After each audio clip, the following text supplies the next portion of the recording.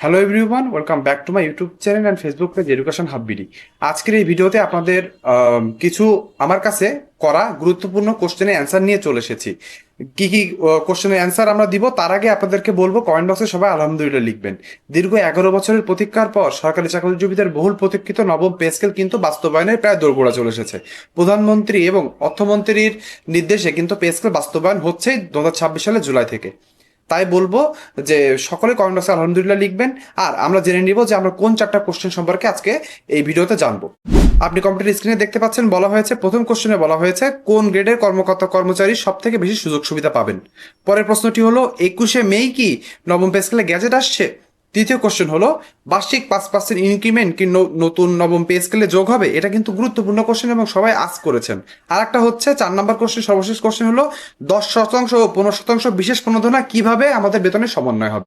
এই 4টা গুরুত্বপূর্ণ কোশ্চেনের অ্যান্সার পেয়ে যাবেন এই ভিডিওতে। ভিডিওটি না টেনে একদম শেষ পর্যন্ত দেখবেন। তার ভিডিও আমরা সময় নষ্ট না করে ভিডিওর মেন অংশে চলে যাব। তার আগে আপনাদের জন্য একটি লক্ষ্য নিয়ে চলে এসেছে, অর্থাৎ এই ভিডিওটিতে দয়া করে আপনারা সবাই লাইক করে দিবেন। আমি এই ভিডিওতে 2000 লাইক চাই এবং 1000 সাবস্ক্রাইবার চাই। তাহলে কিন্তু আমি অবশ্যই অবশ্যই পরের ভিডিও একটি বানাবো, সেটিতে আমি আপনাদের বেতন 50% পরিমাণ বৃদ্ধি পেলে আপনার সর্বসাকুল্যে আপনার বেতন কত দাঁড়াবে তার একটি ক্যালকুলেশন নিয়ে ভিডিও বানাবো। অবশ্যই এই জন্য আমার এই ভিডিওতে লাইক করে দিবেন এবং ইউটিউব চ্যানেলটি সাবস্ক্রাইব করে দিবেন এবং ফেসবুক পেজ থেকে দেখে থাকলে ফেসবুক পেজটি লাইক করে দিবেন। তাহলে চলুন সময় নষ্ট না করে আমরা ভিডিওর মেন অংশে চলে যাই এবং জেনে নিই। আমরা ভিডিওর মেন অংশে চলে এসেছি। প্রথম কোশ্চেনটি হলো কোন গ্রেডের কর্মকর্তা কর্মচারীরা সব থেকে বেশি সুযোগ সুবিধা পাবেন নবম পে স্কেল বাস্তবায়ন হলে। বলা হয়েছে নিম্ন এবং মধ্যম গ্রেডের বেশি সুবিধা পেতে পারেন। 20তম থেকে 10তম গ্রেড পর্যন্ত কর্মকর্তা কর্মচারীদের বেতন বৃদ্ধি তুলনামূলক বেশি হতে পারে। মূল্যস্ফীতির চাপ বিবেচনায় তাদের সুযোগ সুবিধা বেশি বাড়ানোর আলোচনা হয়েছে। তার মানে আপনারা জানেন যে দীর্ঘ এই বাংলাদেশ প্রতিষ্ঠা হওয়ার পর থেকে, বাংলাদেশ স্বাধীনতা লাভ করার পর থেকে যখনই কোনো পে স্কেল এসেছে, এই 10 বা 11 থেকে 20তম বা 10 থেকে 20তম গ্রেডের কর্মকর্তা কর্মচারীরা কিন্তু সব থেকে বেশি অবহেলিত এবং বৈষম্যের শিকার। এজন্যই সরকার এইবার চাচ্ছে যে এই বৈষম্য থেকে যাতে কিছু কর্মকর্তা কর্মচারীদের বের করে আনা যায়, এজন্য কিন্তু তারা চেষ্টা করছে 10তম থেকে 20তম গ্রেডের কর্মকর্তা কর্মচারীদের বৈষম্য কমিয়ে এনে তাদের বেতন তুলনামূলক বেশি বৃদ্ধি করা। আপনি সরকারের এই হচ্ছে এই পদক্ষেপের সাথে একমত কিনা অবশ্যই কমেন্ট বক্সে লিখে জানাবেন। দেখেন, তারপরে বলা হচ্ছে বৈষম্য কমানোর পরিকল্পনা। নিচের গ্রেড ও উপরের গ্রেডের বেতনের ব্যবধান কমানোর চিন্তা হয়েছে, তাই নিম্ন আয়ের কর্মচারীদের ইনক্রিমেন্ট ও ভাতা বেশি বাড়ানো হবে। অর্থাৎ তাদের হচ্ছে অন্য সরকারি চাকরিজীবীদের যতটুকু বৃদ্ধি পাবে তার তুলনায় তাদের কিন্তু শতকরা হারে বেশি বৃদ্ধি পাবে তাদের বেতন, অর্থাৎ বেসিক বেতনটা। বলা হয়েছে উচ্চ গ্রেডে তুলনামূলক কম সুবিধা পেতে পারেন। ঊর্ধ্বতন কর্মকর্তাদের বেতন বাড়লেও হার তুলনামূলক কম হতে পারে। বাজেটের সীমাবদ্ধতার কারণে কাটছাট করে বাস্তবায়নের ইঙ্গিত দেওয়া হয়েছে। তার মানে বুঝতে পারলেন যে উপরের থেকে কমিয়ে নিচের গ্রেডের কর্মকর্তা কর্মচারীদের সুযোগ সুবিধা বাড়ানোর জন্য কিন্তু কাজ করছে নবম পে স্কেলটি। পেনশনভোগীদেরও বাড়তি সুবিধা পাবেন। সরকারি পেনশনভোগীদের পেনশনের হার উল্লেখযোগ্যভাবে বাড়ানো হবে। অবসরপ্রাপ্ত কর্মচারীদের জন্য অতিরিক্ত সুবিধা যুক্ত হতে পারে। তার মানে বুঝতে পারছেন দীর্ঘ জীবন, তাদের জীবনের সব থেকে গুরুত্বপূর্ণ সময়টা যখন তারা সরকারি চাকরিজীবীকে দিয়ে দেয়, শেষ জীবনে এসে তারা অর্থকষ্টে ভোগে, বিশেষ করে যারা পেনশনভোগীরা থাকেন। এই পেনশনভোগীদের যাতে একটু ভালোভাবে তাদের দেখভাল করা যায় এবং তাদেরকে একটি অর্থনৈতিকভাবে তাদেরকে সাপোর্ট করা যায়, এজন্য কিন্তু সরকার চেষ্টা করছে এই নবম পে স্কেলে পেনশনভোগীদের জন্য সুযোগ সুবিধা বৃদ্ধি করার। এই দ্বিতীয় কোশ্চেনে চলে এসেছি। প্রথম কোশ্চেনের অ্যান্সার আমরা পেয়ে গিয়েছি। ভিডিওর এই অংশে আসে আপনি এখানে একটি ছবি দেখতে পাচ্ছেন। এখানে বলা হয়েছে আমার ইউটিউব চ্যানেল থেকে যারা ভিডিও দেখে থাকেন তার প্রায় 75% মানুষ আমার ইউটিউব চ্যানেলকে সাবস্ক্রাইব করেন না। আপনাদের কাছে অনুরোধ থাকবে অবশ্যই আমার ইউটিউব চ্যানেলটি সাবস্ক্রাইব করে দিবেন, ভিডিওতে একটি লাইক করে দিবেন এবং কমেন্ট বক্সে আপনার যৌক্তিক মন্তব্য লিখতে ভুলবেন না। অন্যদিকে যারা আমার ফেসবুক পেজ থেকে বা ফেসবুক গ্রুপ থেকে কোনো এই ভিডিওটি দেখছেন তার প্রায় 90% মানুষ আমার ফেসবুক পেজকে ফলো করেন না। আপনাদের কাছে অনুরোধ থাকবে অবশ্যই যেখান থেকে দেখছেন না কেন ফেসবুকের আমার পেজে ক্লিক করে ফেসবুক পেজটি ফলো করে দিবেন। তাহলে পেজ সংক্রান্ত যখনই কোনো নতুন আমি নিউজ দিব সেটি সবার আগে আপনার কাছে চলে যাবে। দ্বিতীয় কোশ্চেনে বলা হয়েছে 21শে মে সরকারি চাকরিজীবীদের জন্য কেন গুরুত্বপূর্ণ দিন এবং এই দিনে কি গ্যাজেট প্রকাশ পাবে কি পাবে না। চূড়ান্ত বেতন ও দেখুন, এখানে বলা হয়েছে চূড়ান্ত বৈঠক অনুষ্ঠিত হবে 21শে মে। নতুন পে স্কেল বাস্তবায়ন কমিটির গুরুত্বপূর্ণ বৈঠক অনুষ্ঠিত হবে। এই বৈঠক থেকে নবম জাতীয় বেতন স্কেলের চূড়ান্ত সুপারিশ আসতে পারে। কোন গ্রেডে কত বেতন বাড়বে তা নিয়ে চূড়ান্ত আলোচনা হবে। বেতন বৃদ্ধির কত ধাপে বাস্তবায়ন হবে সে বিষয় নিয়েও সিদ্ধান্ত আসতে পারে।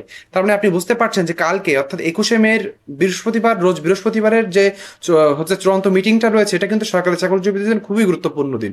বলা যেতে পারে এই দিনেই কিন্তু আমাদের ভাগ্য নির্ধারণ হবে।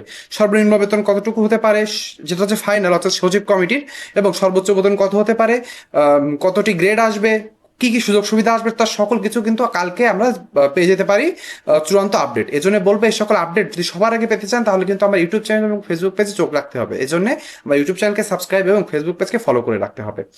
পেনশন ও ভাতা নিয়ে সিদ্ধান্ত। পেনশন সুবিধা শতভাগের বেশি বাড়ানোর সুপারিশ আলোচনায় রয়েছে, যেটা আপনারা জানেন। বিভিন্ন ভাতা ও সুযোগ সুবিধা পুনর্নির্ধারণের কথা বলা হয়েছে। এটা পেনশনারদের জন্য সুযোগ সুবিধা বৃদ্ধির।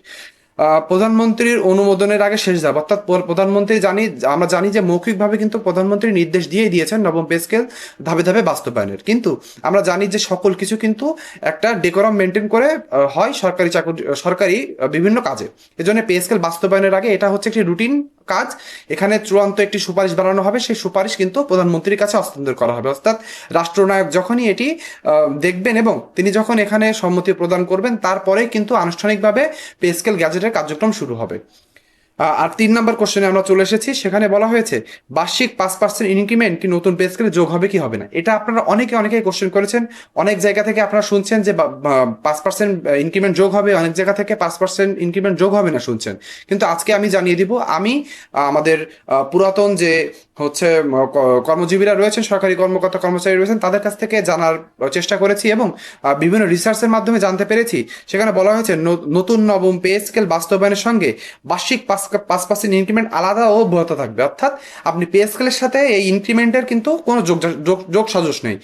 পে স্কেলের মতো হবে এবং ইনক্রিমেন্ট যেটা প্রত্যেক বছর 5% আপনি পান, এটা আলাদাভাবে হবে। এখন আপনি বলতে পারেন যে পুরনো বেতনের সাথে ইনক্রিমেন্ট পাবো নাকি নতুন বেতনের সাথে ইনক্রিমেন্ট পাবো। এই গুরুত্বপূর্ণ কোশ্চেনের অ্যান্সার রয়েছে যে নতুন পে স্কেল কার্যকর হওয়ার পরেও বার্ষিক ইনক্রিমেন্ট একটি আলাদা সুবিধা হিসেবে চলমান থাকবে। 30 জনের মূল বেতনের ভিত্তিতে নতুন বেতন কাঠামো নির্ধারণ করা হবে। এখানে আপনি উত্তর পেয়ে গিয়েছেন। অর্থাৎ 2026 সালের 30 জুন পর্যন্ত যে বেতনে আপনি বেতন পাচ্ছেন, সেখান থেকে কিন্তু পে স্কেল বাস্তবায়নের জন্য আপনার বেতন ধরা হবে এবং এরপর 1 জুলাই থেকে নিয়মিতভাবে 5% বার্ষিক ইনক্রিমেন্ট যোগ হবে। অর্থাৎ নতুন যে বেতন কাঠামো হবে তার উপরে কিন্তু 5% ইনক্রিমেন্ট আপনি পেয়ে যাবেন।